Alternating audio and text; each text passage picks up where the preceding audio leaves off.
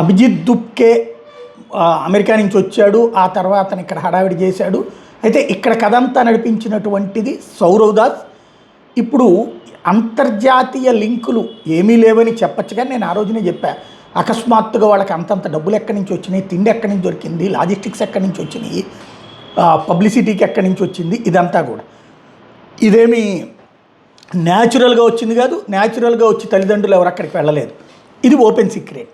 ఆ రోజున ఉద్యమం రోజున 20వ తారీఖు జరిగింది వేరు. అయితే ఇప్పుడు ఒక్కొక్క అంశం బయటపడుతుంది. ఈ సౌరవ్ దాస్ అనేటటువంటి అతన్ని నార్వే నుంచి మానిటర్ చేస్తున్నారు, ఇతని చేత నడిపిస్తున్నారు. డీప్ స్టేట్ లింక్డ్ వ్యవస్థ అన్నమాట. ఇతను సౌరవ్ దాసు అధికారిక స్పీకర్గా వరల్డ్ ఎక్స్ప్రెషన్ ఫోరం WXFO నార్వేకి సంబంధించిన సంస్థలో 2025 జూన్లో జాయిన్ అయ్యాడు. కొన్ని నెలల తర్వాత అతను chief spokesperson of the citizens for justice and peace CJP అనే సంస్థకి అక్కడ చీఫ్ అయ్యాడు అనమాట.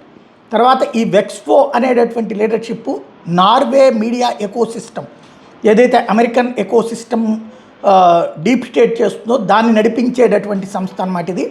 వీళ్ళు డగస్విజన్ అంటే మోడీ నార్వే వెళ్ళినటువంటి సందర్భంలో 2026లో మోడీకి వ్యతిరేక కథనాలు పెద్ద ఎత్తున వడ్డించినటువంటి వ్యవహారంలో కూడా ఈ సంస్థే కీలకమైనటువంటి పాత్ర పోషించింది. క్రిటికల్ కామెంటరీ చేసుకుంటూ వచ్చింది. అలాగే భారతదేశంలో జరిగే ప్రతి అంశాన్ని అక్కడ నేరేటివ్గా నెగిటివ్ నేరేటివ్స్ని క్రియేట్ చేసేటటువంటి సంస్థ కింద ఉంది.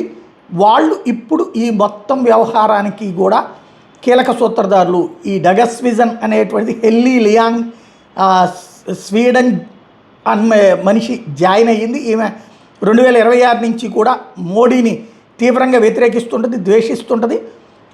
అలాగే అనేక మోడీ వ్యతిరేక కథనాలు ప్రొజెక్ట్ చేసింది. అంటే ఓవరాల్గా ఈ కథల వెనకాల అయితే విదేశాల యొక్క ప్లానింగ్ ఉందన్నది స్పష్టమవుతోంది.